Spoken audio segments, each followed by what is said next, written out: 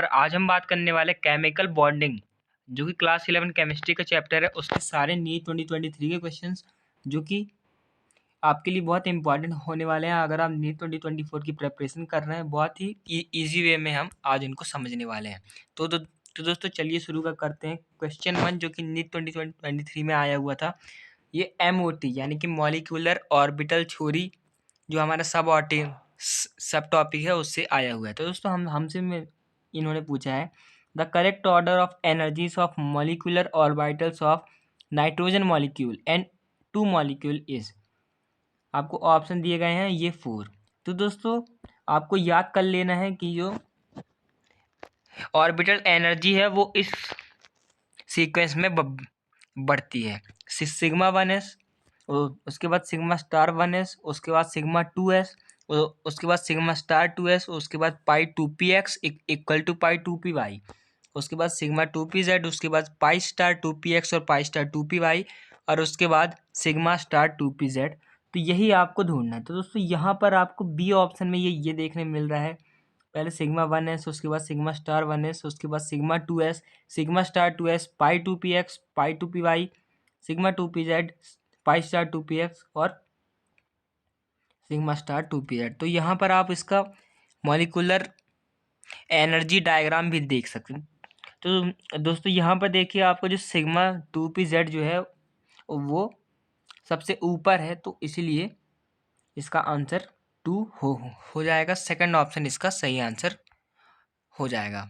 आगे बढ़ते हैं सेकंड क्वेश्चन की ओर। तो दोस्तों इसमें हमसे पूछा है amongst the following the total number of species not having 8 electrons around the central atom in its outer most shell is NH3, AlCl3, BeCl2, CCl4 या फिर PCl5।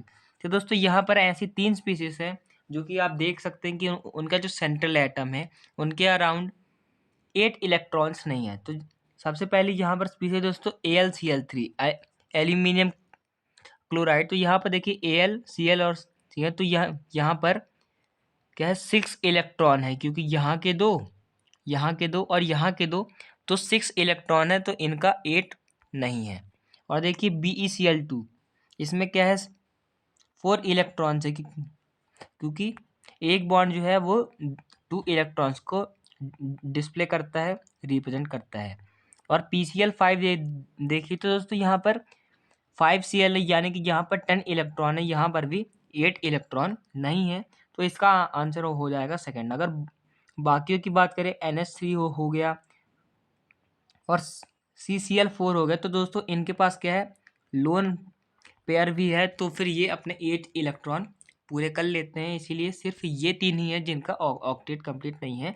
तो इसी कंसेप्ट पर ये क्वेश्चन हमसे पूछा गया था। आगे बढ़ते हैं क्वेश्चन 3। तो इसका सब टॉपिक है दोस्तों पोलैरिटी, यानी कि डाइपोल मोमेंट। तो दोस्तों हमसे पूछा गया है कि the correct order of dipole moments for molecules NH3, H2s, CH4 and HF is. तो इनमें हमको 4 ऑप्शन दिए गए हैं। पहला है CH4, उसके बाद H2s, उसके बाद NH3, उसके बाद HF, उसके बाद H2s, उसके बाद NH3, उसके बाद HF, उसके बाद CH4। तीसरा ऑप्शन है NH3, उसके बाद HF, उसके बाद CH4, उसके बाद H2s। चौथा ऑप्शन है सबसे पहले HF, और उसके बाद अमोनिया, उसके बाद H2s और उसके बाद CH4।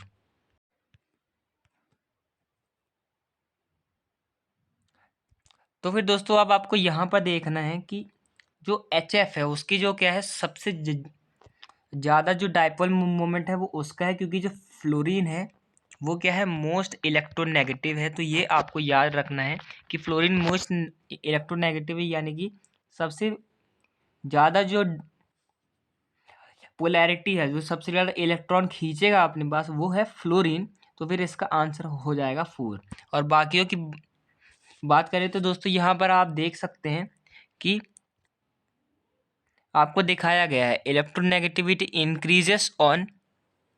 अगर आप आगे बढ़ते हैं तो फिर कार्बन के बाद नाइट्रोजन में इलेक्ट्रोनेगेटिविटी बढ़ेगी। तो और यहाँ पर दोस्तों नेगेटिविटी जो है वो नाइट्रोजन की 3 है, इसीलिए जो अमोनिया है वो इन दोनों से पीछे आ जाता है।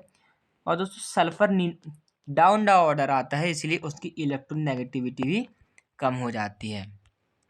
यहाँ पर आप उसको देख भी सकते हैं।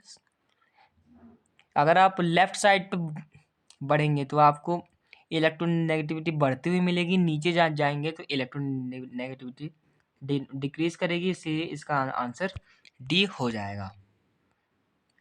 आगे बढ़ते हैं दोस्तों। क्वेश्चन 4 आज का, विच one of the following represents all the iso electronic species, यानी कि इनमें से कौन से ऐसे ग्रुप है जिनमें सारे सब में आइसो इलेक्ट्रॉन है, यानी कि क्या है उनमें इलेक्ट्रॉन क्या नंबर जो है वो क्या है सेम है। तो दोस्तों यहाँ पर देखिए, कैल्शियम का एटॉमिक नंबर 20, यानी कि एटॉमिक नंबर होता है नंबर ऑफ इलेक्ट्रॉन्स या फिर नंबर ऑफ प्रोटॉन्स आप कहते हैं। अगर न्यूट्रल एटम है तो नंबर ऑफ प्रोटॉन्स इक्वल हो जाएंगे नंबर ऑफ इलेक्ट्रॉन्स के। तो दोस्तों कैल्शियम का एटॉमिक नंबर है 20, आर्गन का 18, पोटेशियम का 19 और क्लोरीन का 70। चलिए देखते हैं Ca2+। तो दोस्तों अगर जब आप Ca2+ की बात करें तो उसमें 2 पॉजिटिव चार्ज हैं, यानी कि आपने उनसे 2 इलेक्ट्रॉन हटा दिए हैं, तो फिर उसका हो जाएगा 18 इलेक्ट्रॉन।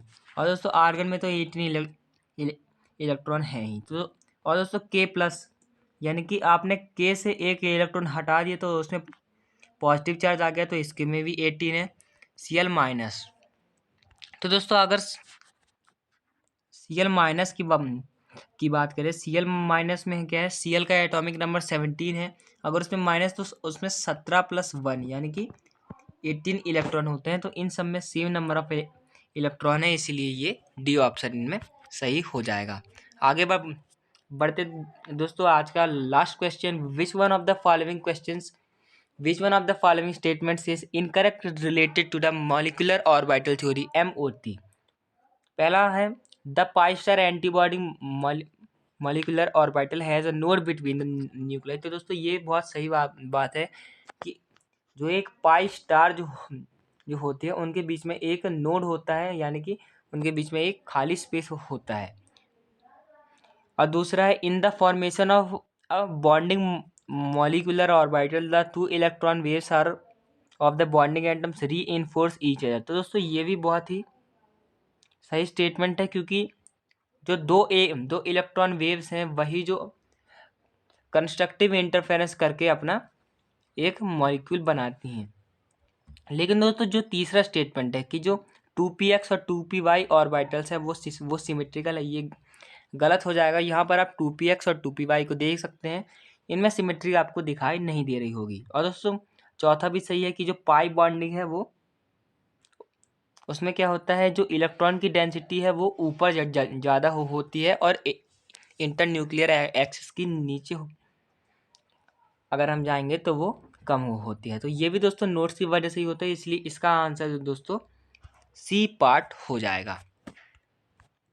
तो दोस्तों थैंक्स फॉर वॉचिंग। आज का वीडियो आपको कैसा लगा हमें कमेंट में ज़रूर बताइएगा। Thank you friends, take care and keep learning.